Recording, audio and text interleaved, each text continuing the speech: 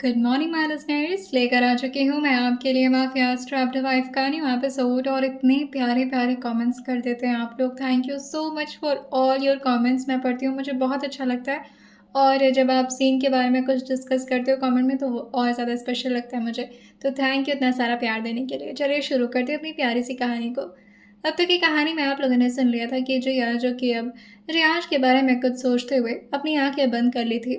लेकिन उसे नहीं पता था कि वो जो भी बातें कर रही है वो रियांश को काफ़ी अच्छी तरह से सुनाई दे रहा है, क्योंकि रियांश सिर्फ उसके सामने नाटक कर रहे थे कि वो काफ़ी गहरी नींद में जा चुके हैं।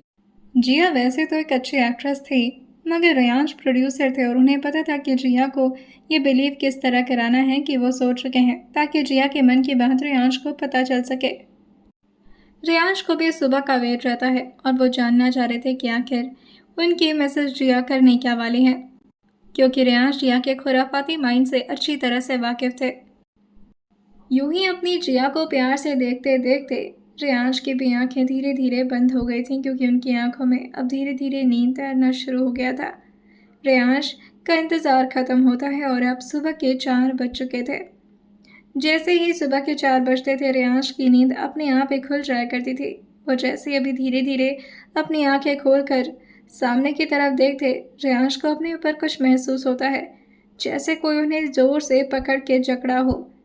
अभी रियांश पूरी तरह से अपनी आंखें खोले थे कि तभी उनके मुंह पर जिया का बाल आ रहा था, जो कि वो धीरे से अपने हाथ से हटाते हैं और वो देखते हैं कि जिया उनके ऊपर पूरी तरह से कब्जा करके सोई हुई है। सुबह सुबह जिया का यूं इस तरह चेहरा देख करके रियांश को थोड़ी हंसी भी आ जाती है। जिया का एक हाथ जो कि रियांश के सीने पर था, उसका सिर जो कि रियांश के बाजू पर, और उसका एक पैर जो कि रियांश के पेट पर था। उन्होंने भी अपनी एक हाथ से जिया के पीठ पर अपने हाथ को रखा हुआ था। जिया को इस हालत में देख करके वो धीरे से ही कहते हैं, आई अंडरस्टैंड कि आप जेलस हो रही हैं, मगर इसका मतलब ये तो नहीं कि तुम अपने हस्बैंड को ऐसे बांध कर रखोगी। वहीं जिया जो अपनी एक उंगली को रियांश के मुंह पर रखती है और धीरे से नींद में कहती है, शुभ, एकदम शुभ, अभी उठूंगी नहीं मैं। रियांश उसके ऐसे नींद भरे लहजे को सुनकर उसको धीरे से हटाते हैं, ताकि उसकी नींद खराब ना हो, और फिर धीरे से बेड से खड़े हो जाते हैं। वो अपने डेली रूटीन्स के लिए बाहर की तरफ निकल गए थे, जैसे कि सुबह सुबह उन्हें जिम करने की आदत थी, लेकिन उसके साथ ही आज उन्हें एक ज़रूरी काम भी करना था, जो ऑब्वियसली उनकी पत्नी से ही कुछ रिलेटेड था। सुबह की चिड़ियों की चहचहाट भी अब शुरू हो गई थी और धीरे धीरे धूप भी अच्छी तरह से निकल रहा था। आज का मौसम बाकी दिनों से काफ़ी अलग नज़र आ रहा था। बादल भी काफ़ी कम थे आसमान में, और सूरज की सुबह सुबह की किरणें जो कि अंदर की तरफ आने लगती हैं खिड़कियों से छनकर। जिया की आंखों के पास जैसे ही सूरज की रोशनी पड़ी थी, वो झट से अपनी आंखों पर हाथ रखती है और फिर धीरे से कहती है, दे दो, पर्दा लगा दो। जिया को काफ़ी सुकून भरी नींद आ रही थी, लेकिन रियांश भी अभी अभी कमरे के अंदर आए थे और जिया की बात वो सुन लेते हैं, मगर उन्हें कुछ समझ नहीं आया था और वो जिया के पास आकर झुकते हुए पूछते हैं, क्या हुआ। वही जिया जो कहती है, कर्टन्स लगा दो। रियांश कहते हैं, क्या बोल रही, समझ नहीं आ रहा है। जैसे ही रियांश का ये तेज लहजा जिया ने सुना था, वो कूद कर किसी मेढक की तरह छट से बिस्तर पर बैठ जाती है और अपनी आंखों को मलते हुए कहती है, सॉरी, लेट हो गया चाचू। वो भी अपनी आंख रगड़ करके डरते हुए सामने देखती, लेकिन उसे अपने चाचू नहीं बल्कि एक हैंडसम सा मुंडा दिखाई देता है, जिसका चेहरा इस वक्त देख करके जिया का मूड और ज़्यादा गुस्से में आ गया था। वो पीछे रखे पिलो को जोर से रियांश की तरफ फेंकते हुए कहती है, सुबह सुबह क्यों डरा देते आप। रियांश इस वक्त बाहर से जॉगिंग करके आ रहे थे, जिसकी वजह से उनके चेहरे पर काफ़ी स्वेटिंग थी। वहीं जिया की इस हरकत से रियांश को और ज़्यादा गुस्सा आ जाता है और वो भी थोड़ा चिल्लाते हुए कहते हैं, तुम खुद मुझे बुलाई थी, और वैसे भी मुझे अपनी शक्ल दिखाने का कोई शौक नहीं है तुम्हें। मैं डरा देता हूँ, खुद तो भूत जैसे दिखती हूँ, मैं तुम्हें डरा रहा हूँ। जिया जो मुंह बनाकर अपनी नाक से कोड़ते हुए कहती है, सुबह सुबह कलेश मत क्या करिए मुझसे, मैं डर गई, मुझे लगा मेरे चाचू हैं। रियांश कहते हैं, अपने उस अजीबो-गरीब घर वालों से मुझे कंपेयर मत किया करो जिया। वहीं जिया जो अपने लंबे घने बालों को पीछे करते हुए अपनी आंखें ठीक से खोल करके जोर से अंगड़ाई भरते हुए कहती है, हाँ, कितना पेन हो रहा है बॉडी में। वहीं रियांश इस वक्त अपने बेडरूम में डंबल्स ले आकर रखे हुए थे और वो जा कर के अपने स्टूल पर बैठते हैं और डंबल को उठा करके खुद को शीशे में देखने लगते हैं। वो शीशे से इस वक्त जिया को भी नोटिस कर रहे थे और उसकी हर पागल भरी हरकत को भी। जिया रबर लेते हुए अपने बालों को पीछे की तरफ लॉक करके बंद बनाती है और धीरे से वो भी बेड से उठ जाती है। वो बेड से इस वक्त जिस तरफ उठी थी उसके ठीक सामने मिरर था और वहीं उस मिरर के ठीक सामने रियांश बैठ करके अपनी एक्सरसाइज कर रहे थे। जिया बस उन्हें अपनी आंखें छोटी करके घूरती है और चुपचाप वार्डरोब की तरफ चली जाती है ताकि वो सुबह सुबह अच्छे से शावर लेकर के रेडी हो सके। वार्डरोब खोलने के बाद जिया जो अपने कपड़ों को देखती है उसमें ना तो कोई सूट था और ना ही उसके लायक पहनने वाले कोई भी कपड़े। अब उसके सामने सिर्फ साड़ियाँ ही साड़ियाँ रखी हुई थीं, जिसको देखकर जिया गुस्साते हुए कहती है, मुझे साड़ी पहनने में कंफर्टेबल महसूस नहीं होता है। आप इतनी सारी साड़ियाँ क्यों लाकर रख दी हैं? वही रियांश जो उससे कुछ भी नहीं बोलते, जैसे वो जिया की कोई बात सुन ही ना रहे हों। ऐसा नहीं था कि रियांश ने अपने कानों में कुछ हेडफोन्स या ईयरबड्स लगाए थे, बस वो जानबूझ करके जिया को इग्नोर कर रहे थे। जिया भी मुंह बनाते हुए कहती है, सड़ो कहेंगे। जिया को मजबूरन उसमें से एक साड़ी चूज करना पड़ता है और उसे लेकर के वो अपने बाथरूम के अंदर जा चुकी थी।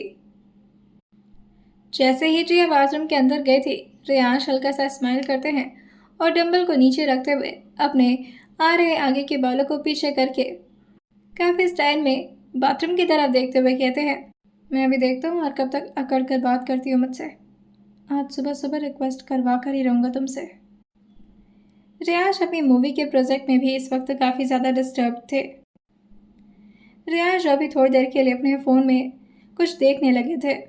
जैसे उनका एक्सरसाइज तो ख़त्म हो गया हो, वो बस जिया का वेट कर रहे थे कि कब वो आएगी और कब वो दोबारा से अपना डंबल उठाना शुरू करेंगे। अभी रियांश अपने सोशल मीडिया पोस्ट पर कुछ देख रहे थे। उनका लास्ट पोस्ट जो कि 1 महीने पहले ही हुआ था, उस पर बहुत सारे कमेंट्स आ रखे थे कि उनकी नेक्स्ट मूवी कब रिलीज़ हो रही है, उस पर काम कब शुरू हो रहा है और बहुत सारे लोग न्यू मूवी के बारे में जानना चाह रहे थे क्योंकि रियांश के प्रोडक्शन हाउस से जो भी मूवीज़ बनती थी वो पब्लिक को बहुत पसंद आती थी। रियांश जो उन सारे कमेंट्स को पढ़ते हुए कहते हैं, ये मेरी पब्लिक भी गजब है। मेरी रिसेंटली शादी हुई है, अपनी तो कोई रोमांटिक मूवी बन नहीं पा रही मेरी, इन लोगों के लिए मूवी बनाऊँ मैं। और वो अभी और ज़्यादा नीचे स्क्रॉल कर ही रहे थे कि तभी बाथरूम का दरवाज़ा खुलता है। रियांश की नज़र झटके से उस तरफ चली गई थी। जिया इस वक्त साड़ी को अपने ऊपर लपेटे हुए बाहर की तरफ काफ़ी जल्दी में निकल कर आ रही थी। रियांश उसको देख करके हंसते हुए धीरे से कहते हैं, ये क्या फालतूगिरी है। जिया जल्दी जल्दी अब बाथरूम में साड़ी तो नहीं पहन पाती, जिसकी वजह से वो बस ऐसे ही अपने मुंह से लेकर के अपने सर तक साड़ी को ढके हुए जल्दी से ड्रेसिंग रूम के अंदर भाग गई थी। रियांश जो फ़ोन को रखते हैं और अपनी बॉडी को स्ट्रेच करते हुए कहते हैं, बस 5 मिनट और, फिर कोई भागते हुए मेरे पास आएगा और प्यार से मुझसे रिक्वेस्ट करेगा। रियांश फिर से अपने हाथों में अब डंबल उठा चुके थे। जिया जो अब धीरे से अपने कदम को बाहर की तरफ रखती है और वो अपने दोनों हाथ को भी पीछे की हुई थी अपने ब्लाउज के पास, लेकिन वो बार बार थक करके अपने हाथ को आगे भी कर ले रही थी। वो शीशे में देख करके अपने बाल को झाड़ती है और बाल को एक साइड करते हुए फिर से अपने हाथों को पीछे की तरफ ब्लाउज पर टिका देती है। जिया इस वक्त दूसरे साइड में खड़ी थी। रियांश के रूम में कई जगह पर मिरर लगा हुआ था। जहां जिया इस वक्त राइट साइड में थी, वहीं रियांश इस वक्त रूम के लेफ्ट साइड में। रियांश जो मिरर के साइड से हल्का सा घूम करके पीछे की तरफ देखते हैं, वहीं जिया जो अपने साड़ी में पिंस लगाने के बाद फिर से अपने हाथों को आखिरी बार हिम्मत करके पीछे की तरफ करती है और खुद से ही अपनी आंखें बंद करके कहती है, कम ऑन जिया, बस थोड़ा सा और, थोड़ा हाथ लंबे कर लिए होते तो आज ये दिक्कत नहीं होती ना। वो अपनी आंखों को बंद करके काफ़ी कंसंट्रेशन में अपने हाथ से पीछे की तरफ कुछ पकड़ना चाह रही थी, जो कि बार बार उसके पकड़ से छूट जा रहा था। और इस बार भी कुछ ऐसा ही होता है, लेकिन अभी थोड़ी देर और उसके हाथ पीछे ही थे। सांसें तेज़ होने की वजह से रियांश जो जिया के फिगर को देखते हुए हल्का सा स्माइल करते हुए कहते हैं, सुबह सुबह ऐसी हरकत करके मुझे कितना अराउज कर रही है ये। आने दो, फिर बताता हूँ उसे। जिया फिर से थक हार के अपने हाथ को नीचे की तरफ करके अपने कंधे को हल्का सा नीचे की तरफ झुकाती है, जैसे उसके शरीर में अपने ब्लाउज को ठीक करने के चक्कर में कितनी थकान हो गई हो। और वो तेज़ तेज़ सांस लेते हुए अभी सामने की तरफ अपनी आंखें खोलकर देख रही थी, लेकिन फिर उसकी नज़र रेयांश पर पड़ती है, जो कि बिल्कुल मासूम की तरह बस अपने डंबल्स पे अपना फोकस गड़ाए हुए थे, जैसे जिया को तो वो देख ही ना रहे हों और उनको तो जिया की हालत के बारे में कुछ अंदाज़ा ही ना हो। जिया उनको देख करके धीरे से अपनी पतली कमर पर अपने दोनों हाथ को टिकाती है और फिर अपने मन में ही कहती है, इनसे हेल्प मांगूंगी तो भाव खाएंगे, लेकिन ऑप्शन भी तो नहीं है ना, पैसे थोड़ी ना बाहर जाऊंगी। और एक तो पूरा ब्लाउज कर, अगर जिप भी बंद नहीं हुआ तो ब्लाउज तो बार बार नीचे सरकेगा, ये तो बहुत गड़बड़ हो जाएगी। जिया को लग रहा था कि जिया जो भी बोल रही है वो रेयांश को थोड़ी ना सुनाई दे रहा है, लेकिन रेयांश का तो पूरा ध्यान उसी पर लगा हुआ था और वो धीरे से कहते हैं, वही तो गड़बड़ करना चाहता हूँ मैं, आओ मेरे पास, कमॉन कमॉन कमॉन। अभी वो देख तो फ्लोर की तरफ रहे थे, लेकिन जैसे ही जिया के एक कदम रेयांश की तरफ बढ़ते हैं, रेयांश के दिल में सुकून सा उठने लगता है और उनका अंदर का हार्मोन जो कि अंदर ही अंदर डांस कर रहा था। रेयांश के चेहरे पर अपने आप ही स्माइल आने लगती है, लेकिन रेयांश जैसे तैसे करके उसे अपनी भवें से कोड़कर कंट्रोल कर रहे होते हैं, क्योंकि जिया को अगर रेयांश की हरकत पता चली तो ऑब्वियसली वो उनसे हेल्प कभी नहीं लेगी। जिया जो रेयांश के सामने आकर के पहले तो ये सोचती कि वो रेयांश से बात कैसे करे, क्योंकि ऑब्वियसली जिया ने खुद रेयांश से कई बार कहा था कि वो रेयांश से बात नहीं करना चाहती और ना ही कोई आर्ग्यूमेंट करना चाहती है। वो बस सामने आकर के खड़ी हो गई थी और थोड़ा साइड की तरफ देखते हुए कहती है, मेरे पुराने कपड़े ही अच्छे थे, उसमें ये सब झंझट नहीं था, कितना परेशान कर रहा है ये मुझे, मन तो करे निकाल कर फेंक ही दूँ इसे। रेयांश उसका जवाब देते हुए कहते हैं, इतना ही गुस्सा आ रहा तो निकाल दो ना। उन्होंने ये इस लहजे में बोला था कि जिया को ये सुनाई भी दे दे और इससे जिया को गुस्सा भी ना आए। जिया जो अपने हाथ को मोड़ते हुए रेयांश की तरफ देखकर कहती है, एक्सक्यूज मी, फ्री हैं आप? रेयांश जो अपने डंबल को उठाते हुए एक बार जिया की तरफ देखते हैं और फिर से अपने बाजू की तरफ देखकर कहते हैं, नहीं। जिया जो मुंह खोलते हुए कहती है, अरे अब मुझे एक छोटा सा काम था आपसे, वैसे मैं ये करवाना नहीं चाह रही हूँ लेकिन मजबूरी है मेरी। रियाज अपने चेहरे को ऊपर करते हुए जिया की तरफ देखते हैं और उसके सामने वो काफ़ी गुस्से में रिएक्ट करते हुए कहते हैं, मुझसे क्या हेल्प चाहिए तुमको? वही रिक्वेस्ट भरी टोन में कहती है, मैं काफ़ी मजबूरी में आपसे मदद मांग रही हूँ, ऐसा कुछ इरादा था नहीं मेरा। मेरे आँच उसको देख कर मन ही मन स्माइल करते हुए कहते हैं, मजबूर करने वाला भी तो मैं ही हूँ ना, अब बता भी दो क्या करना है। वहीं जिया रेयांश के हाथ की तरफ देखते हुए कहती है, मैं जब से सुबह से उठी हूँ आप यही कर रहे हैं, इतना एक्सरसाइज करते थकती नहीं है क्या आप? वह रेयांश डंबल को नीचे रखते हुए कहते हैं, मैं थकूँ ना थकूँ तुमसे क्या मतलब, और ये जो तुम्हारे 25 किलो के नखरे हैं ना, उसे उठाने के लिए बाजू में दम होना चाहिए। जिया धीरे से आगे बढ़ करके अपने होंठ को सिकोड़ते हुए कहती है, अब इतने भी नखरे नहीं करती मैं। मुझे सुनिए, और ये बोलकर वो पीछे घूमती है और रेयांश से कहती है, मेरे ब्लाउज का जिप बंद नहीं हो रहा है, कर देंगे क्या? रेयांश पहले तो मुस्कुराते हैं, लेकिन फिर तुरंत ही डंबल को उठाते हुए कहते हैं, दिखाई नहीं दे रहा मैं एक्सरसाइज कर रहा हूँ। जी हल्का सा पीछे की तरफ टर्न होती है और फिर से रेयांश को डंबल उठाता देखकर कहती है, आपको क्या अखाड़ा लड़ने जाना है? इतना क्यों एक्सरसाइज करना है आपको? रेयांश कहते हैं, मेरा हाथ, मेरा डंबल, और मैं अपने घर पर यह कर रहा हूँ, तुमसे क्या मतलब है? जिया जो रेयांश से धीरे से कहती है, अब बस 2 मिनट लगेगा, जिप ही तो बंद करना है, 2 मिनट भी नहीं लगेगा, कुछ सेकंड का ही काम है, कर दीजिए ना। रेयांश उसे कहते हैं, जाओ किसी और से करवा लो। जिया जो मुंह बनाते हुए कहती है, कैसी बात कर रहे हैं आप कि किसी और से ये सब काम करवाऊंगी मैं? अच्छा लगेगा क्या? और मैं तो रूम से ऐसे बाहर भी नहीं जा सकती, पूरा परिवार है यहाँ पर। रेयांश कहते हैं, प्यार से बोलो। जिया जो कहती है, क्या बोलूँ? रेयांश कहते हैं, यही कि तुम्हें मुझसे हेल्प चाहिए। जिया जो गुस्से में ही कहती है, मुझे आपसे हेल्प चाहिए, करेंगे या नहीं? रेयांश उसे कहते हैं, टोन संभाल करके, और दांत के अंदर क्या पान चबा रही हो तुम? ऐसे दांत पीस कर कौन बात करता है? प्यार से बोलो, और उसमें अदाएं भी होनी चाहिए। जिया जो कहती है, प्लीज़ प्यारे पति देव जी, मेरा जिप बंद कर देंगे? रियाज उसको अपने लैब की तरफ इशारा करते हुए कहते हैं, बैठो। वहीं जिया जो समझ तो नहीं पाती कि रियाज उसे अपने लैब की तरफ इशारा किए हैं या फिर कहीं और वो बस नीचे जाकर के बैठ जाती है। जैसे ही वो फ्लोर रियाज उसे कहते हैं, तुम्हें वहाँ बैठने के लिए नहीं कहा मैंने। और फिर वो दोबारा से जिया का चेहरा घुमाकर उसे अपनी तरफ दिखाते हुए कहते हैं, लैब पर बैठो मेरे। जिया झट से खड़े होते हुए कहती है, अब आप फ़ायदा उठा रहे हैं मेरा। रियाज से कहते हैं, ठीक है फिर रहने दो। जिया अब मजबूर थे। उसे डर लग रहा था कहीं उसके रूम में कोई आ ना जाए और इस तरह से बार बार उसका ब्लाउज जो कि उसके शोल्डर से नीचे जा रहा था और वह बार बार अपने हाथों से उसे ठीक कर रही थी। रियाज की इन बातों को सुन करके उसे गुस्सा तो आता है, लेकिन वो चुपचाप जा करके धीरे से रियाज के लैब पर बैठती है और धीरे से उनसे कहती है, गिराइएगा मत मुझे।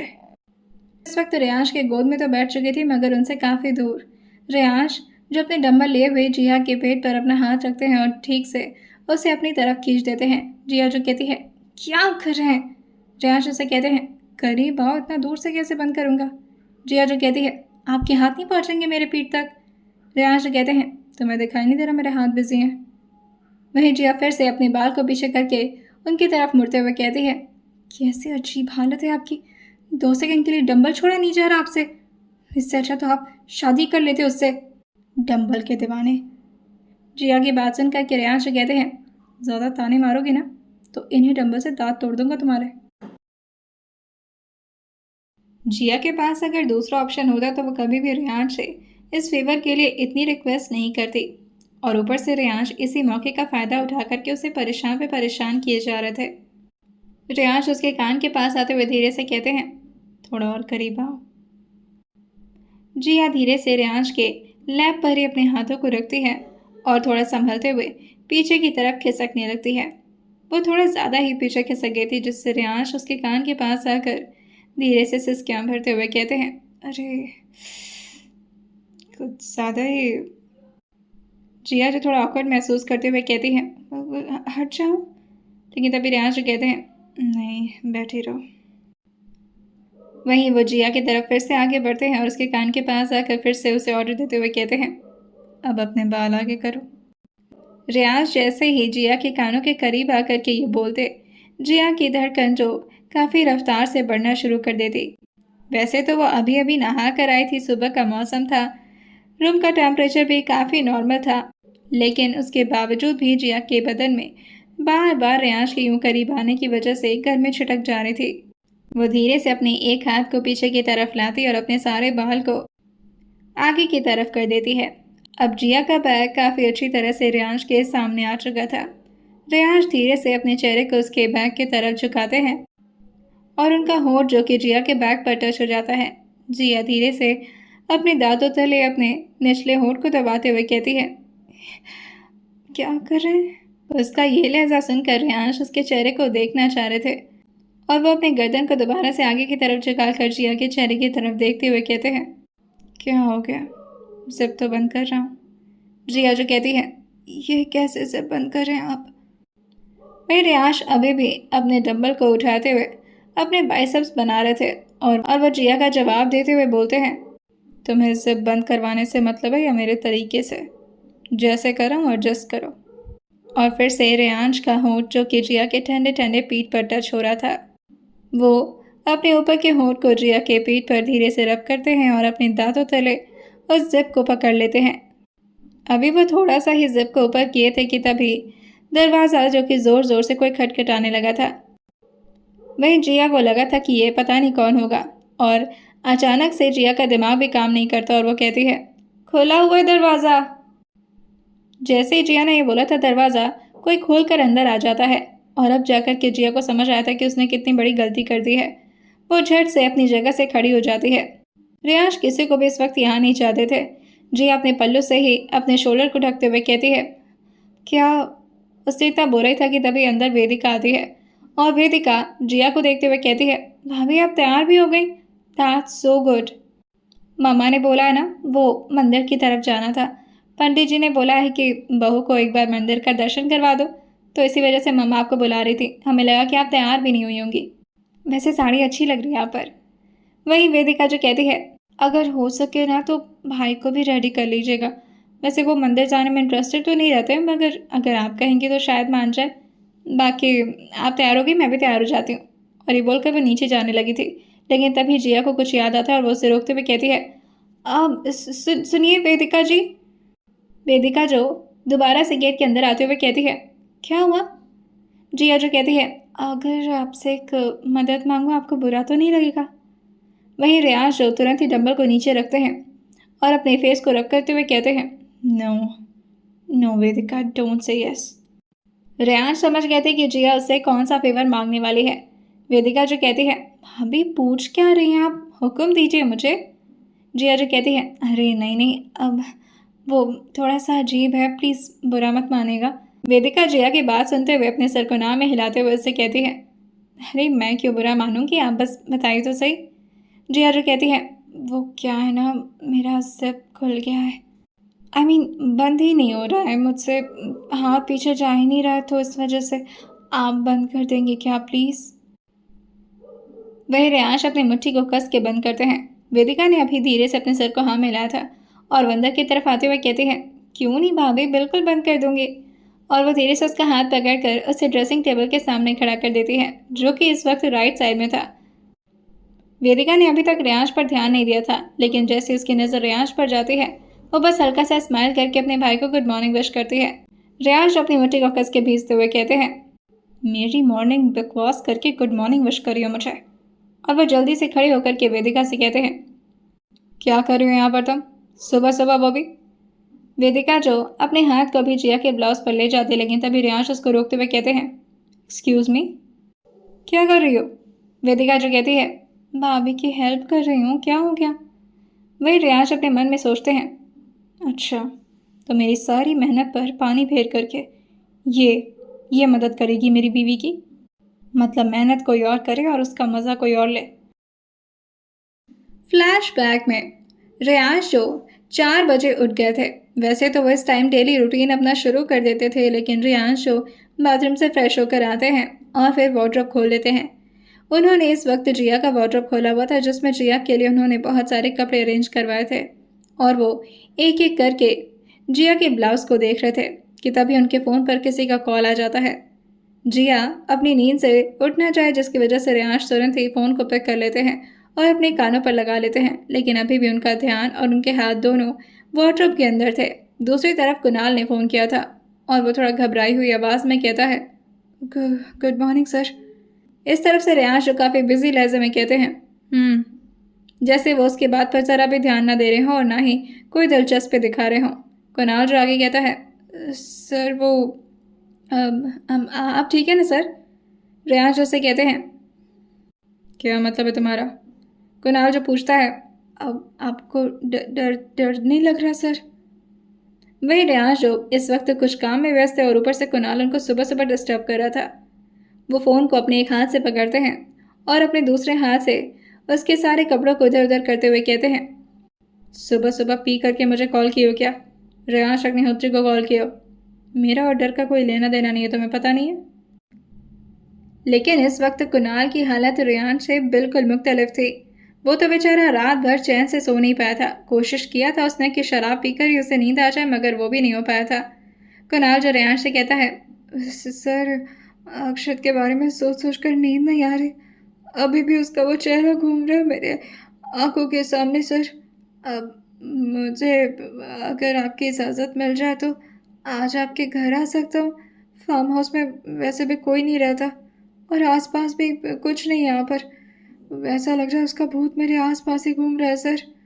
भाई रियाज कहते हैं, पैक बनाओ, चुपचाप से पियो और सो जाओ, दिमाग मत खराब करो सुबह सुबह, एक तो मैं वैसे इतना बिजी हूँ। कुणाल जो पूछता है, क्या सर सुबह सुबह कोई काम? आप बताइए सर, मैं कर दूंगा ना आपका काम, आप परेशान क्यों हो रहे हैं? रियाज जो अपने दांत पीसते हुए फ़ोन को ज़ोर से अपने हाथों में कसते हुए कहते हैं, अच्छा पता मैं इस वक्त क्या कर रहा हूँ? कुणाल जो कहता है, नहीं नहीं नहीं सर, नहीं पता क्या कर रहे हैं? रियाज जो कहते हैं, अपनी बीवी का ब्लाउज चेक कर रहा हूँ। एक तो फ्लो फ्लो में इतने सारे कपड़े ला कर रख दिया मैं। कुणाल जो पूछता है, बीवी का ब्लाउज मतलब? रियाज जो कहते हैं, तुम्हें क्यों बताऊँ इसका मतलब, तुम क्या लगते हो मेरे? फ़ोन रखो। वही कुणाल जो कहता है, सर अगर आपकी परमिशन हो तो प्लीज़ आ जाऊँ क्या आज मैं घर पे? प्लीज़ सर, आप तो फैमिली के साथ हैं, मैं तो पूरी तरह अकेले हो चुका हूँ। रियाज से कहते हैं, ठीक है, फ़ोन रखो। रियाज उस वक्त बिजी थे और उन्हें कोई डिस्टर्बेंस नहीं चाहिए था, जिसकी वजह से वो दोबारा से फ़ोन को साइड में रखते हैं और जिया के ब्लाउज़ को देखने लगते हैं।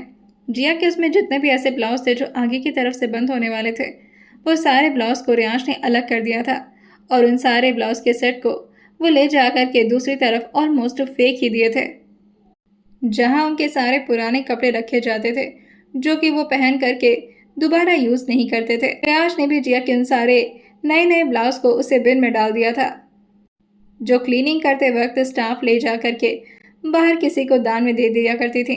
अक्सर उसमें रियाज के कपड़े होते थे, मगर उसमें अब जिया के ब्लाउज़ भी पड़ चुके थे और उसके साथ ही उसकी साड़ियाँ भी, ताकि जिया को कोई भी शक न हो।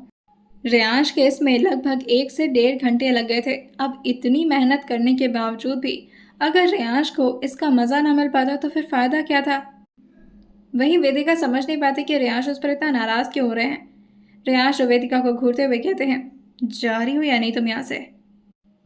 वहीं जिया जो कहती है, क्या हो गया अगर वो मेरी मदद कर रही है तो? रियाज उसकी बात सुनकर के अपने हाथों को आगे की तरफ फोल्ड करते हैं और एक बार वो वेदिका को घूरते हैं और फिर जिया को रिफ्लेक्शन से देखते हुए कहते हैं, शादी करके मैं तुम्हें यहाँ पर लेकर आया हूँ। तुम्हारे सारे ताने मैं सहूँ, तुम्हारे सारे नखरे मैं बर्दाश्त करूँ, और जब कुछ अच्छा काम आया है फाइनली मेरे लिए, तो ये तुम्हारी ननद करे। क्यों? वहीं वेदिका जो इस तरह से अपने भाई और भाभी को झगड़ा करते देख करके अपने हाथ को उनकी तरफ करते हुए कहती है, आप दोनों लड़ाई मत करो, मैं खामखा आ गई आप दोनों के बीच, जा रही हूँ मैं। वहीं जिया जो कहती है, तुम कहाँ जा रही हो और इनकी बातों में क्यों आ रही हो? प्लीज़ ये तुम बस इस जिप को लगा दो। वहीं रियाज जो कहते हैं, तुम्हें क्या लगता है अगर वो एक बार जिप लगा देगी तो मैं दोबारा खोल नहीं पाऊंगा? और वो वेदिका से काफ़ी वार्निंग भरे लहजे में कहते हैं, खबरदार जो उसके हाथ भी लगाए ब्लाउज को तो निकलो यहाँ से। वेदिका तुरंत ही अपने सर को अच्छे बच्चों की तरह हाँ में हिला करके वहाँ से चुपचाप निकल जाती है। वो जैसे ही बाहर निकली थी वो अपने मुंह पर हाथ रखते हुए लगातार अपने मुंह को दबाने की कोशिश कर रही थी, ताकि कोई भी उसकी हंसी ना देख ले। वहीं बाहर राधिका जो आते हुए कहती है, क्या बात है, रूम से आ रही है किसी कॉमेडी शो से, इतना क्यों हंसी आ रही है? वेदिका जो राधिका के हाथ पर अपना हाथ रखते हुए कहती है, भाभी मत पूछिए, ऐसे कपल मैंने ना शायद ही कभी मूवी में भी देखे होंगे। कितना लड़ते हैं दोनों, और लड़ते लड़ते भी रोमांटिक बातें करते हैं। भाई तो अलग ही लेवल पर रोमांटिक हो रखे हैं भाई। राधिका भी उसके साथ गॉसिपिंग करने में लग जाती है और दोनों नीचे की तरफ जाने लगते हैं। वहीं जिया जो अपने कमर पर हाथ रखते हुए कहती है, सुना नहीं आपने, मंदिर जाना है। प्रियांश कहते हैं, तो ऐसे जाओगी मंदिर? जिया जो कहती है, आप ही ने तो कहा था कि जाओ किसी और से मदद मांग लो, जब मांग रही हो तो प्रॉब्लम हो रही है। रियाज जो उसकी तरफ आते हैं और जोर से उसके बाजू को पकड़कर अपनी तरफ खींचते हुए कहते हैं, इस तरीके से मुझसे बात मत किया करो तुम, गुस्सा उस्सा आ गया ना तो प्रॉब्लम हो जाएगी तुम्हारे लिए, और एक लिमिट होती है जिया, मैं कंट्रोल नहीं करूँगा। वही जिया जो कहती है, आप बाद में अपने गुस्से को निकाल लीजिएगा, पहले जिप बंद करिए मेरी। रियाज दोबारा से उसको शीशे की तरफ घुमाते हैं और उसके सारे बालों को अपने हाथ से हटाते हैं। जिया को लगा था कि अब तो रियाज के हाथ खाली हो गए तो ऑब्वियसली रियाज अपने हाथों से ही जिप बंद करेंगे, लेकिन रियाज के अंदर सिंपलिसिटी हो तब तो। वो अभी भी अपने हाथ को अपनी पॉकेट में डाले हुए अपने होठों पर तिरछी सी मुस्कान ले आते हैं और जिया को एकावें करके फिर से उसकी तरफ झुक जाते हैं। वो उसके बैग को दोबारा से अपने होठों से भी टच करते, तभी जिया थोड़ा आगे होते हुए कहती है, अब तो आपके हाथ में कुछ भी नहीं है ना, अब तो हाथ से बंद कर सकते हैं। वो अभी रिफ्लेक्शन में ही रियांश को देखकर के सब बोल रहे थे। मैं रियांश गर्दन को हल्का सा टिल्ट करके जिया के चेहरे के पीछे से अपनी नज़र को उसकी तरफ करते हैं और उससे कहते हैं, तुम्हें लगता है कि तुम मेरे लिए इतनी इंपॉर्टेंट हो, और ये तुम्हारा स्टूपिड सा जिप मेरे लिए इतना इंपॉर्टेंट है कि तुम्हारे चक्कर में मैं अपने हाथ अपनी पॉकेट से बाहर निकालूंगा। Don't you ever think like that. और ये बोलकर वो अपने दांतों से ही जानबूझकर के जिया के जिप को काफ़ी स्लोली ऊपर कर रहे थे, ताकि इस रोमांटिक सीन का नज़ारा वो आराम से ले सके। अभी जिप धीरे से बंद हुआ ही था कि तभी रियांश अपने होठों को दोबारा से जिया के बैग पर रखते हुए कहते हैं, फ्रेग्रेंस काफ़ी अच्छी है। जिया हल्का सा स्माइल करते हुए कहती है, थैंक यू। जिया को तो वैसे भी यही चाहिए था कि रियांश अब उससे थोड़ी बहुत बातें कर लें, क्योंकि जिस तरह से रियांश कल रात में किसी स्काई ब्लू लहंगे वाली लड़की की बात कर रहे थे, जिया को वो सब बिल्कुल भी अच्छा नहीं लग रहा था। लेकिन रियांश जो कि उसको दोबारा से परेशान करते हुए कहते हैं, बॉडी वॉश की फ्रेग्रेंस काफ़ी अच्छी है। तुम्हें थैंक्स करने की ज़रूरत नहीं है, वो भी मेरी चॉइस है। अब ब्रांडेड सामान ले आऊँगा तो ऑब्वियसली फ्रेग्रेंस तो अच्छी होगी। और ये बोल करके वो काफ़ी रूडली तरीके से अपने बाथरूम की तरफ निकल गए थे। जिया जो मुड़कर अपने बालों को एक तरफ करके रियांश को जाता हुआ देखती है और बस अपने चेहरे को फ्रस्ट्रेशन में हिला लेती है, जैसे वो रियांश की इन सारी हरकतों से पक गई हो। वहीं नीचे सब लोग मंदिर जाने की तैयारी कर रहे थे। राधिका और मृदुल भी अपने अपने बच्चों को तैयार कर रही थी और वासना और वेदिका खुद भी अच्छे से तैयार होकर के मंदिर के लिए प्रार्थना जी की भी कुछ मदद कर रही थी। इस टाप के साथ वो लोग पूजा की थाल सजाते हैं। वहीं प्रार्थना जी जो कहती हैं, बात करके आई हो तुम जिया से, उसे बता तो दिया है ना? वेदिका जो कहती है, हाँ भाभी को बता दिया है, पर भाई का कुछ गारंटी नहीं है।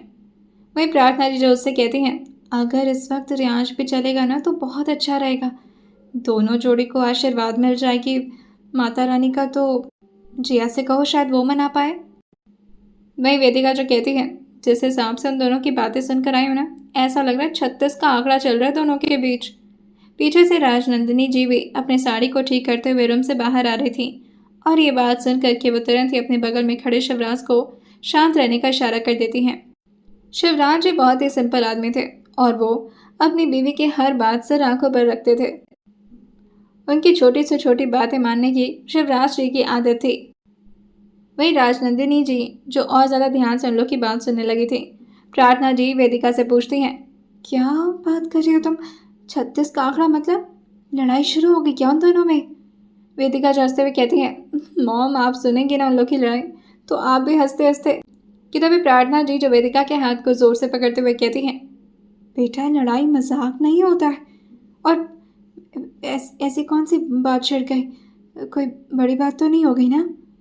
वेदिका जो कहती है, आप इतना क्यों घबरा जाती हैं उन दोनों की लड़ाइयों के बीच में? छोटी मोटी लड़ाई तो बनती रहती है, चलती रहती है, उसमें कोई प्रॉब्लम नहीं है। प्रार्थना जी जो कहती हैं, तुम जानते ही नहीं हो मेरे बेटे को, अगर वो लड़ने पर आता है ना तो किसी को नहीं छोड़ता। पता नहीं मेरी प्यारी बहू का वो क्या करेगा। उसके गुस्से से भला कौन नहीं वाकिफ है। वो बोलता है तो तुम्हारे पापा भी कुछ नहीं बोल पाते। पता नहीं क्यों उसको इतना सर पे चढ़ा कर रखा है। वहीं जितेंद्र जी जो अपने सूट वूट को ठीक करते हुए कहते हैं, बात तो ऐसे करें जैसे हमने ही अपने सर पर चढ़ा कर रखा है, और ये तो बहुत डांट लेती हैं अपने बेटे को, आपने ही लाडला बनाया उसे। प्रार्थना जी जितेंद्र जी की बात सुनकर ताने मारते हुए कहती हैं, हाँ हाँ, सारी गलतियां भला मुझसे ही तो होती हैं, इनसे कहाँ कोई गलती हो सकती है। और वैसे भी वो मेरा बहुत ही लायक बेटा है, उस पर झूठ में क्यों डांटूंगी मैं? कितना सेंसिटिव है, मैच्योर है। वही वेदिका जो कहती है, रोमांटिक है। प्रार्थना जी जो कहती हैं, उम्मीद करती हूँ रोमांटिक हो। और फिर वो अपने मन में ही कहती हैं, कल रात तो जिस हिसाब से जिया को अपने पास बुला रहा था, लग रहा था कुछ अच्छी न्यूज़ सुनाएगा। ये क्या माता रानी सुबह सुबह लड़ाई की। यहाँ पर प्रार्थना जी को तो काफ़ी परेशानी हो रही थी, लेकिन राजनंदिनी जी जो अपने चेहरे को हल्का सा शिवराज की तरफ टिल्ट करती हैं और बस हल्का सा मुस्कुरा देती हैं। शिवराज उनकी इस तरह की हरकत को कभी समझ नहीं पाते थे और ना ही उनको कोई खास इसमें इंटरेस्ट था। वो बस जितेंद्र जी के साथ बाहर आते हुए कहते हैं, आओ छोटे, यहाँ पर हम लोग रहेंगे तो वैसे ही हम लोग का दिमाग खराब हो जाएगा। इन लोग की बातें। जितेंद्र जी जो कहते हैं, हम तो अपनी बीवी से परेशान हैं, लड़का बड़ा हो गया, उसकी शादी हो गई, लेकिन इनका जब से बच्चा हुआ है ना, मैं बता रहा हूँ हमारे ऊपर से तो ध्यान ही नहीं है, जैसे हम तो इनके कुछ लगते ही नहीं है। प्रार्थना जी जो थोड़ा चिल्लाते हुए कहती हैं, अपने बेटे की परवरिश पर मैंने ही सबसे ज्यादा ध्यान दिया है, आपका बस चलता तो आप तो उसे छोड़ ही देते। वहीं जितेंद्र जी जो बस पीछे से अपना कान पकड़ लेते हैं, जैसे वो अब उनके सामने सरेंडर कर चुके हैं, और दोनों लोग हंसते हुए बाहर निकल आते हैं। राजनंदिनी जी को इसका तो भरोसा था कि रियांश उन लोग के साथ तो नहीं जाने वाले, जिस वजह से सुबह सुबह ही जब से उन्हें पता चला था कि उन्हें कौन से मंदिर जाना है, गौरव को उन्होंने काम पर लगा दिया था। गौरव बेचारा बैठ करके अपनी बहन के लैपटॉप जो कि उसने उधार में मांगी थी, उसमें बैठ करके उस मंदिर के आसपास की चीज़ों को सर्च कर रहा था, जो कि राजनंदिनी ने ही उससे करने को कहा था। दोबारा से नंदिनी जी अपने कमरे में आती हैं और उसके बगल में आकर बैठते हुए कहती हैं, देखा क्या तुमने? वहीं गौरव जो कहता है, मुझे समझ में नहीं आ रहा आप क्यों मुझे डिटेक्टिव बनाने पर पड़ी हुई हो मॉम। मतलब मैं सुबह सुबह ये कर रहा हूँ बैठ करके, मुझे क्या मंदिर बनवाना है क्या दूसरा इसकी तरह से? क्या देखना है मुझे इसमें? वही राजनंदिनी उसके सर पर मारते हुए कहती हैं, अगर इतनी अकल आ जाती तो तुम अपनी माँ की तरह महान नहीं हो जाते। हटो तुम। और फिर वो खुद ही लैपटॉप की स्क्रीन को देखते हुए कहती हैं, आस पास इतना बड़ा सा तालाब है। गौरव जी कहता है, तालाब नहीं है मॉम, ये पानी शायद समंदर की तरफ जाता है। बहुत बड़ा तालाब कह सकते हैं या फिर छोटी मोटी नदी कह लीजिए इसे। कहते हैं यहाँ का पानी बहुत पावन होता है, मतलब इसको लोग अपने घर वगैरह पर भी कलेक्ट करते हैं। आपको इसके बारे में जानना था? अगर इसके बारे में जानना था तो पहले बता देती, मैं कोई दूसरे ऐप से ढूंढ लेता। खामखा बैठ करके मंदिर को ढूंढवा रही है। अब मैं जाऊं अगर आपकी इजाजत हो तो। राजनंदिनी जी बस उसे हाथों से इशारा कर देती हैं। गौरव जी चुपचाप अपने बाल को ठीक करते हुए बाहर की तरफ आता है और जोर से अंगड़ाई रहते हुए कहता है, उफ, सुबह सुबह नींद खराब कर दी। वासना, जो कि शिव मंदिर के लिए कुछ धतूरे वगैरह कलेक्ट की थी, जिसमें से एक धतूरा जो कि वो उसी के सर पर मारते हुए कहती है, उठ जा बच्चे, तुझे भी मंदिर चलना है। धतूरा का कांटा जो गौरव के फोrehead पर जाकर लगता है और वह जोर से चिल्लाते हुए कहता है, इसको तो बस सुबह सुबह ना मेरे हाथों से पिटना होता है, रुक जा तू। वहीं नीचे दोबारा से अफरा तफरी मच चुकी थी और ऊपर जिया जो अपने आप को पूरी तरह से तैयार करते हुए नीचे की तरफ जाने लगी थी। अभी वो नीचे जा पाती उससे पहले रियांश दरवाज़ा खोलकर बाहर आ गए थे और टॉवेल से अपनी बॉडी को इधर उधर ट्राई करते हुए कहते हैं, मेरा मॉइस्चराइजर निकाल कर दो। उन्होंने ये काफ़ी रूड लहजे में कहा था। जिया भी बिल्कुल उसी लहजे में कहती है, खुद ले लीजिए। वही रियांश जोर से उसकी तरफ टॉवल फेंकते हुए कहते हैं, मीन भाई खुद ले लीजिए, बीवी तुम हो मेरी, निकाल कर दो मुझे। जिया भी उन्हीं के मुंह पर टॉवल फेंकते हुए कहती है, सुबह सुबह ना मुझे गुस्सा मत दिलाइए, आप खुद नहीं ले सकते, और वो मांगना भी है तो प्यार से मांग सकते हैं। रियांश उससे कहते हैं, ठीक है रहने दो, जाओ तुम।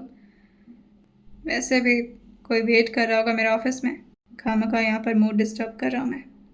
पर मूर्त बन के खड़ी हो, जाओ ना जल्दी। जिया जो मुड़ते हुए कहती है, नहीं जाऊंगी, यहीं पर रहूंगी, क्या कर लेंगे। रियाज उसको देखकर कहते हैं, खड़ी रहो, मुझे क्या, बस अपनी मनोज सी शक्ल में दिखाओ मुझे। जिया जो अपनी आंखें से गोड़कर दीवार से टिकते हुए कहती है, ऑफिस में कौन वेट कर रहा है आपका। रियाज जो उसकी बात को फिर से अवॉइड कर दिए थे और वो अपने लोशन को निकाल करके अपनी बॉडी में लगाते हुए कहते हैं, स्काई ब्लू उसका फेवरेट है, बट मेरे ऊपर उसे रॉयल ब्लू ज़्यादा अच्छा लगता है। उफ, मेरी royal blue shirt, I am gonna wear it for you baby. Riyansh की ऐसी ऐसी बातें सुन करके जिया जो अपने ही नेल को अपने हाथों में धंसाते हुए कहती है, कुछ पूछ रही हूँ मैं आपसे, ऑफिस में कौन वेट कर रहा है आपका। रियांश के बाल अभी भी काफ़ी गीले थे, जिससे वो टॉवल से काफ़ी तेज सुखाते हैं और उसके साथ ही वो अपने बालों का पानी इधर उधर छिड़क रहे थे, जिससे वो जिया के मुंह पर बार बार आकर के गिर जा रहा था। जिया अपने चेहरे को दूसरी तरफ करके अपने मुंह से पानी पोंछते हुए कहती है, कोई चीज़ ढंग से नहीं कर सकते आप। रियांश जो अपने वार्डरोब से अपना शर्ट निकालते हुए कहते हैं, तुम्हें क्या प्रॉब्लम है, सुबह सुबह अपनी शक्ल दिखा करके बस मेरा मूड खराब करना होता है तुम्हें। मैं ऑफिस जा रहा हूँ और तुम जाओ मंदिर। जिया जो कहती है, आप भी मंदिर चल रहे हैं मेरे साथ। रियांश जो कहते हैं, ज़बरदस्ती है क्या, नहीं जाऊँगा, क्या कर लोगी। और ये ज़बरदस्ती का जो डिपार्टमेंट है ना वो मेरा है, तो मेक श्योर कि नेक्स्ट टाइम इस तरह से बात नहीं करोगी तुम मुझसे।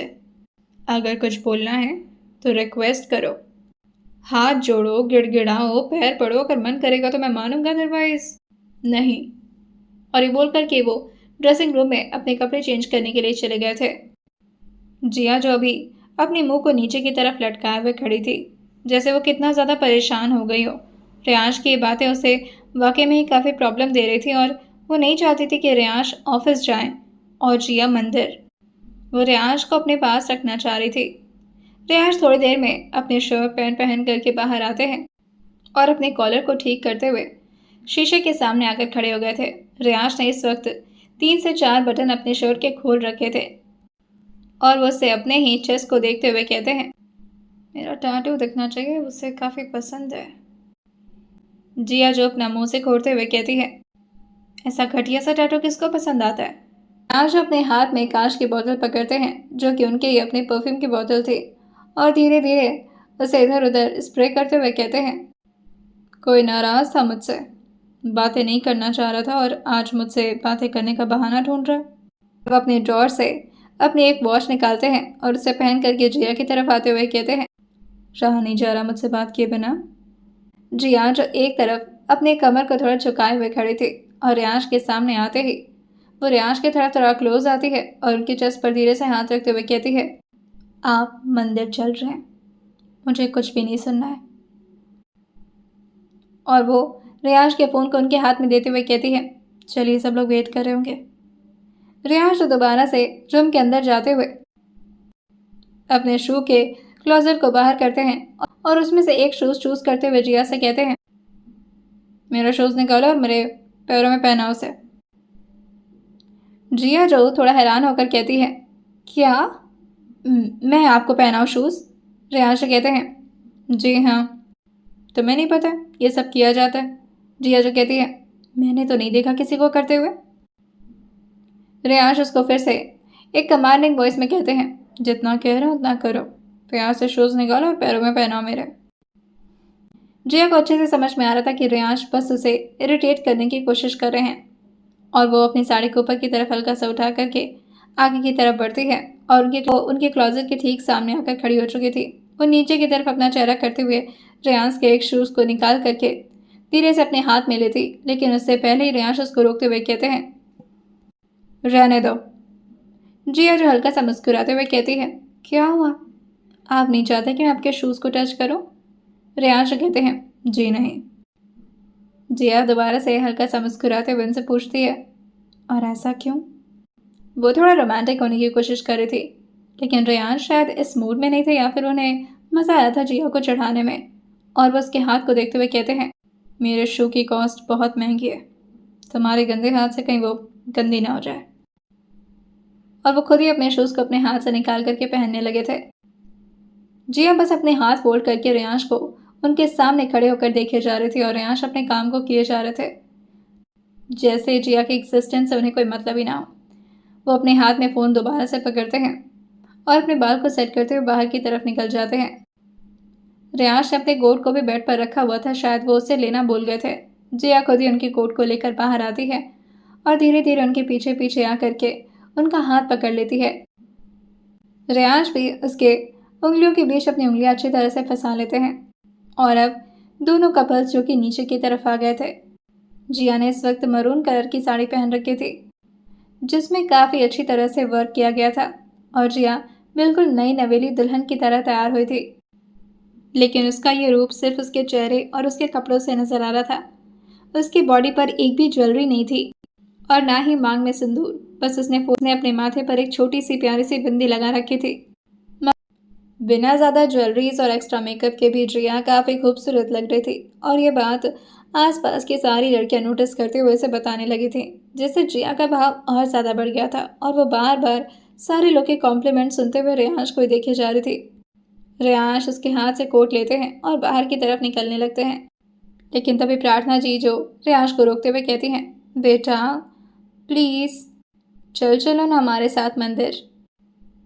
जिया और ज़्यादा रियांश अब रिक्वेस्ट नहीं करने वाली थी और वो प्रार्थना जी के पास आते हुए कहती है, कोई ज़रूरत नहीं है मम्मी जी, जाने दीजिए ना इन्हें, और वैसे भी सब लोग तो जा रहे हैं, वाचना जी हैं, वेदिका जी हैं, भाभी भी हैं, और इसके साथ वहीं पीछे से दर्शन और वीर भी आते हुए कहते हैं, हम भी रेडी हैं। गौरव ने भी इस वक्त कुर्ता और नीचे जीन्स पहन रखा था और वो भी अपने स्लीव्स को ऊपर फोल्ड करते हुए कहता है, वैसे ये हीरो भी है। और ये बोलते हुए वो सबको देख रहा था, लेकिन रियांश को लगा था कि वो उन्हीं की जिया का ये जवाब दिया है और वो काफ़ी डेंजरस एक्सप्रेशन देते हुए पीछे की तरफ मुड़ते हैं और गौरव को घूरते हुए कहते हैं, खुद को हीरो कब से समझने लगे तुम, जो करो तुम।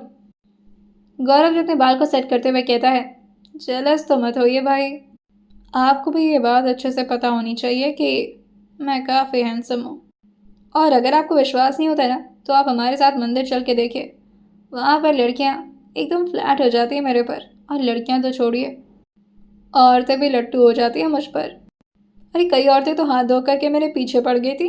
गौरव की बात सुन करके सब लोग तो उसे चुप करा रहे थे, लेकिन जिया जो उसकी बात पर हाँ में हाँ मिलाते हुए कहती है, अब नहीं देते होंगे हस्बैंड उनको टाइम तो ऑब्वियसली और कोई ऑप्शन भी नहीं होगा ना लड़कियों के पास, आई मीन उन औरतों के पास। वैसे येलो कलर सूट कर रहा है आप पर। गौरव वाकई में ही काफ़ी अच्छा दिखने वाला लड़का था। ठीक ठाक हाइट के साथ उसकी पर्सनालिटी भी काफ़ी अच्छी थी और वो थोड़ा लड़कीबाज था जिसकी वजह से वो अपनी बॉडी को काफ़ी मेंटेन करके रखता था। हाँ, वैसे लड़कियों की इज्जत करना उसे आता था, लेकिन फ्लर्टिंग में वो काफ़ी माहिर था। किसी भी लड़की को अपनी बातों से, अपनी आंखों से और अपनी हरकतों से अपनी तरफ अट्रैक्ट करने का उसमें काफ़ी अच्छा हुनर था। अब जिया ने ऐसा बोल दिया था तो रेयांश की इनसिक्योरिटी लेवल नेक्स्ट लेवल पर बढ़ चुकी थी और वो कोट को पहनते हुए सबसे कहते हैं, जल्दी चलें, ज़्यादा टाइम हो जाएगा तो मंदिर में भीड़ हो जाएगी। उनके परिवार वाले तो ये सुनकर कि एकदम से हैरान रह गए थे। किसी को भी विश्वास नहीं हो रहा था कि रेयांश को आखिर मंदिर में इंटरेस्ट कब से आने लगा। लेकिन ये बात तो सिर्फ जिया, वेदिका और रेयांश ही समझ रहे थे कि रेयांश को मंदिर में नहीं बल्कि मंदिर में जा रही अपनी बीवी में इंटरेस्ट है और वो अकेले तो उसे नहीं जाने दे सकते थे। वेदिका जो जिया के कंधे पर अपने कंधे से मारते हुए कहती है, मान गए भाभी, आपको क्या तरीका था भाई को मनाने का। जिया जो कहती है, वैसे मैंने कोई तरीका कहाँ इस्तेमाल किया, वो तो खुद ही मान गए मेरे साथ जाने के लिए। वेदिका जो अपनी उंगली दिखाते हुए कहती है, झूठ मत बोलिए भाभी, हमने देखा किस तरह से आप गौरव को सपोर्ट कर रही थी और भाई की जेलसी, उफ, मुझे तो डर है कहीं चलती गाड़ी से भाई गौरव को धक्का ना मार दे। जिया जो उससे पूछती है, इतने खतरनाक है आपके भाई। वेदिका जो कहती है, अभी आप उनका खतरनाक वाला रूप देख ही नहीं है और उम्मीद करती हूँ कि आपको देखना भी ना पड़े। जिया जो खुद को ही मगर जिया तो खुद को ही एक क्वीन समझती थी और क्वीन भला किसी से कहाँ डरती हैं। वो सबके साथ आगे बढ़ते हुए काफ़ी एटीट्यूड भरे लहजे में कहती है, आपके भाई पूरी दुनिया को डरा सकते पर मुझे नहीं। और उनसे इतना सब लोग डरते क्यों हैं, उनका जवाब क्यों नहीं देते। वेदिका जो कहती है, ये बात आपको जल्द पता चल जाएगी, कुछ दिन यहाँ पर रह लीजिए उसके बाद। आइए जानते हैं आने वाले एपिसोड में क्या होने वाला है और राजनंदिनी जी क्यों ढूंढ रही थी मंदिर के और राजनंदिनी जी को क्यों इतना इंटरेस्ट आ रहा था मंदिर के नक्शे में। आइए जानते हैं इसे आने वाले एपिसोड में और सुनते रहिए mafia trap device set for self story with Saumya के साथ।